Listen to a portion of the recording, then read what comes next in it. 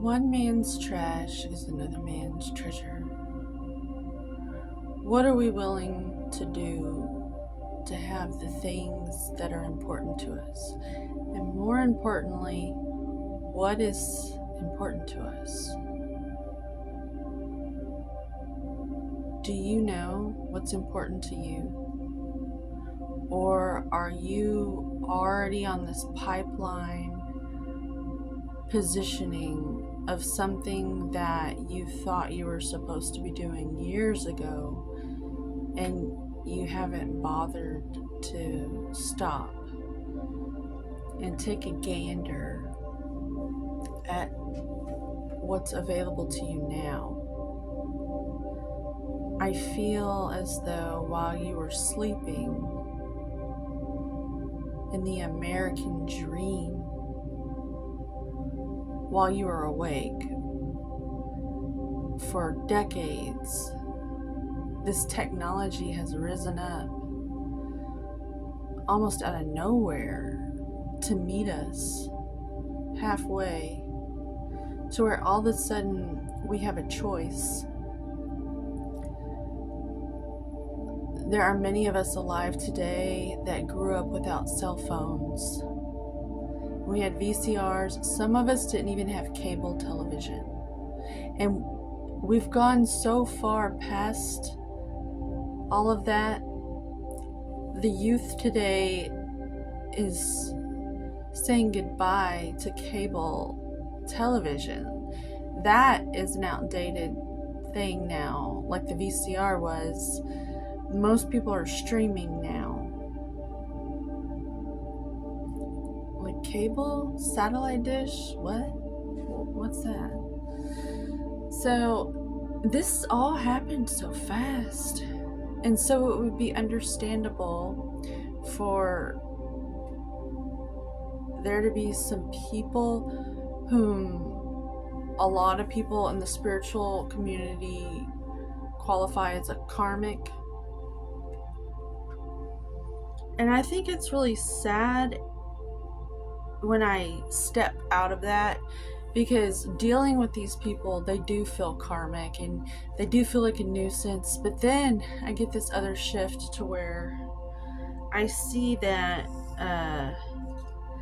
these people are people, and how certain movies have impacted everyone's perspective to such a degree where a lot of us are like sociopathic towards our own kind.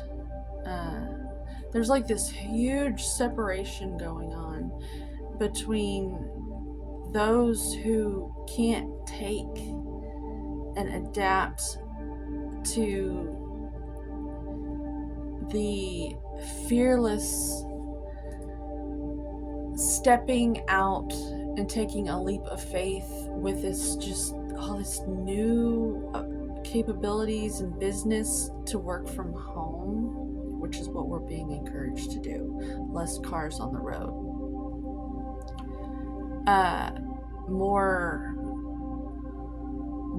Less is more. And those who suffered greatly with physical labor because their parents suffered greatly with physical labor, because their parents suffered greatly with physical labor, and it was tradition to just run your body into this thing that was just like something separate from yourself, like a pair of shoes or something that you could just get another one. Like, no, people weren't thinking about their bodies at all because they were around so many people who weren't thinking about their bodies. And so there was this huge balloon in the healthcare system that, like, I don't think there was an agenda at all. I just think it kind of grew to meet us. laziness, because we have worked so hard, like hard, to where our elderly's bodies, you see people who just did not know how to maintain structural integrity because they were taught that they had to labor physically to get in exchange for the money. And I'm seeing now in the future,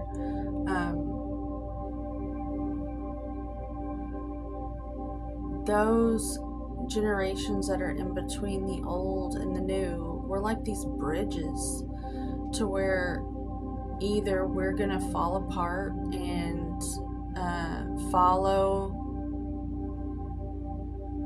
leaders off a cliff, like on the Korn album. If you've ever followed the woman in the red dress, the little girl in the red dress, it's All in the Family, that album.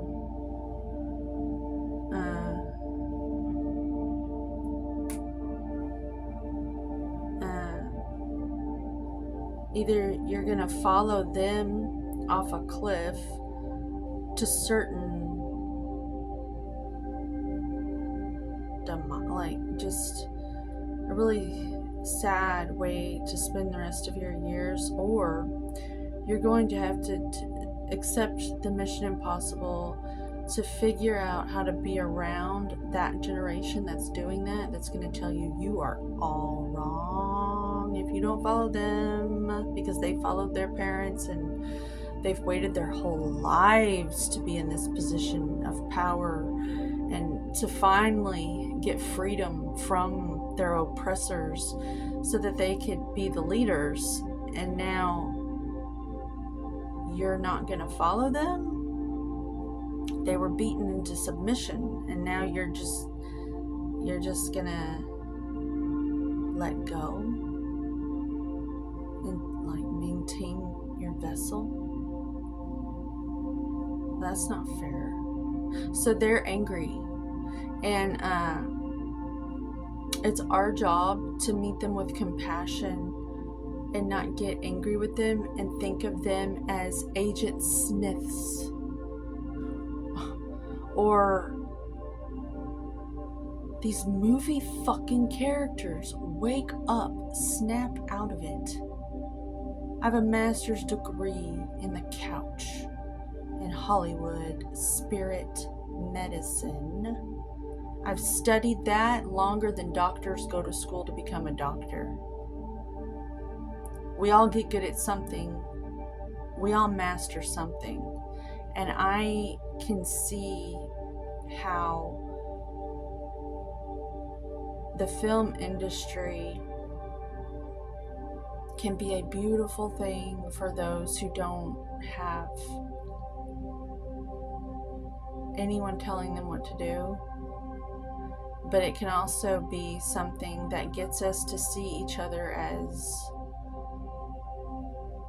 like not even human. Like it isolates us in a way to where you think that these people are like,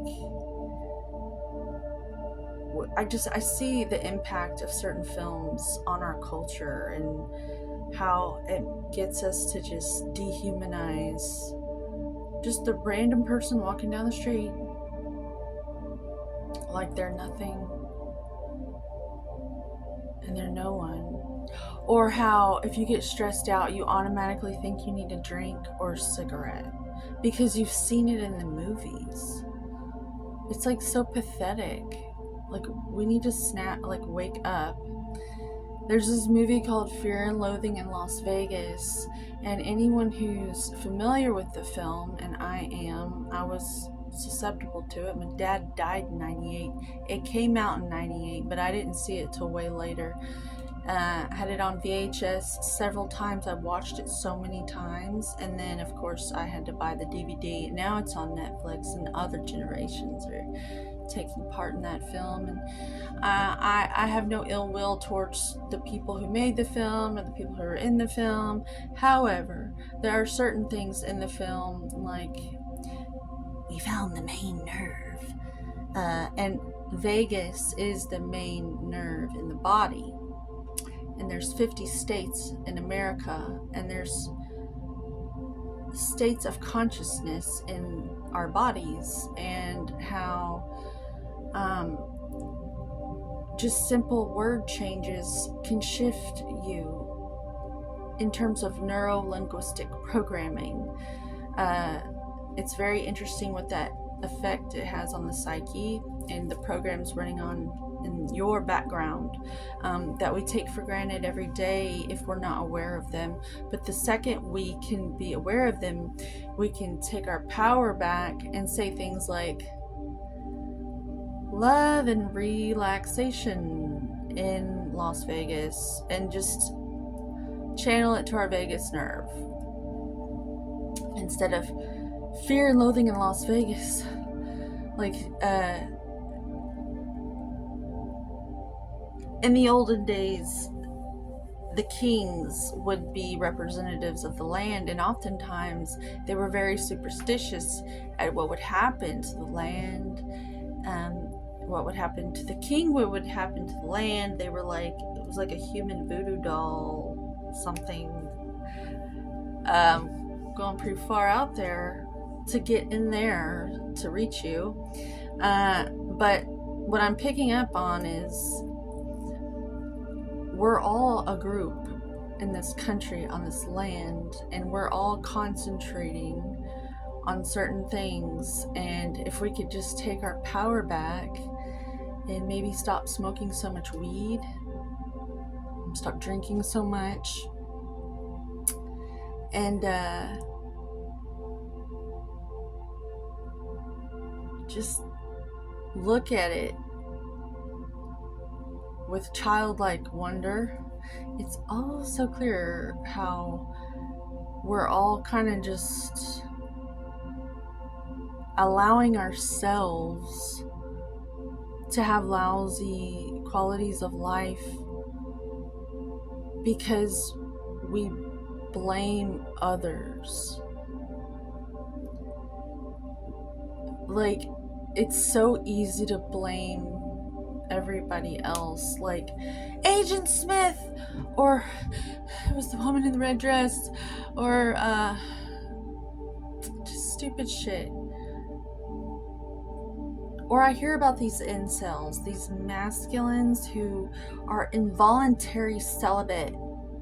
And then I think over the centuries, men have always been involuntarily celibate. Since the dawn of time, they've always wanted to bone, and they couldn't. And now you're gonna feel sorry for yourself because girls aren't just spreading their legs for you. It's stuff like that. Take your power back. Stop blaming the government. Stop blaming the school system. Stop blaming the healthcare system. Start amening, like as an amen. Aim in with your blame in the healthiest of ways. Rip out all the shame and guilt because it's just keeping you in quicksand, in a loop of justifying why you're procrastinating. Like, it's keeping you in a procrastination loop. Cut that shit out because the future's bright. We have all this technology. We're going to get to live in a Renaissance period again. It's coming. I see it. It's on the way. Whether I get to experience it or not, it doesn't really matter. It's going to materialize. I've seen it. People are going to get to just stay busy doing the things that bring them well-being. And all that other stuff is going to fizzle away naturally because the conditions will be right for people to realize they don't even like doing all that stuff. Like, party like a rock star? Really? Why don't you be original and play music and not get high and not drink? Now that's an artist. But I see a great period of time coming. And it starts with our old programs and neuro-linguistic programming from decades of programs that large groups of people have consumed, and we all relate with, and we all speak this like language in the psyche because we've all watched these popular programs. And I can kind of decode people, and I can give you a reading if you want. I don't know if I want to do that though. I don't know if it's worth getting involved with. I don't think the exchange would be fair to me to go around and help you, because I've done all this alone in the dark, and I would have to charge a lot for it to be even feasible for me to be able to sustain such a feat of helping you decode yourself. But I may offer my services because I'm just so clear on how to see it, and I could like help. Here's to us all cutting the ropes off of us, however they are, however we're bound, because this is showing up for us collectively. This reading is a collective reading. What I'm saying is an awareness that other people, that's in the air right now, and other people have tapped into this neuro-linguistic programming sort of thing.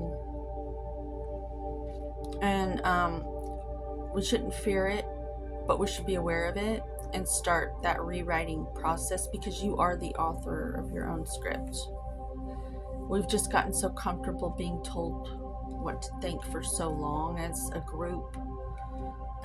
It's going to take a lot of rocket fuel to get yourself off the ground. But once we get up high enough, you can drop all that, and it almost feels weightless once you liberate yourself from certain patterns. So I really do love you like family, or I would not even put myself on YouTube. I feel like the technology rose up and met me like a trapeze artist. Like, you know, like this opportunity has all been birthed into reality for many of us to be able to grab on, and it's going to pull us so that we can meet the needs that are out there. There's so many people that are going to need help navigating through these times. Astrologically speaking, I'm an astrologer as well. I can help you decode your birth chart. I'm thinking about just going into astrology. For a long time I didn't want to, because it's just so... I kind of like to live my life like this because I want to experience it, but I kind of like it. I kind of like not seeing. But if you do know your birth chart, you know where to look, and then you can kind of be fearless and go through your life like surprise me sort of thing. But this is a very long reading, and I don't want to take up too much of your time. But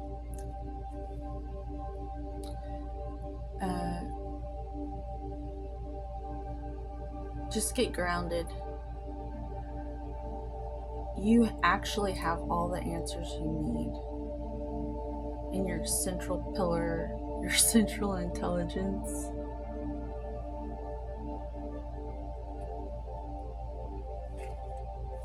Be a fiduciary to yourself. take your power back and start rewriting the code. Look into neuro-linguistic programming. Vitality to you. Maintain your homeostasis.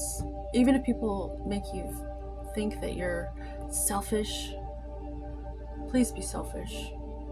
Because if you're not maintaining your homeostasis, you're actually a shellfish or like a cancer, like in a bad way, where we want you to be selfish in a harmonious, happy crab, exalted mother, home and hearth, healthy well-being sort of way, so that you can hold space for those who really do need you, like the youth that are coming up and are gonna have to take over one day. We've got to get them prepared. So homeostasis to you, homeostasis to me, and we all have vitality. We just need to tap into it. Have a good evening.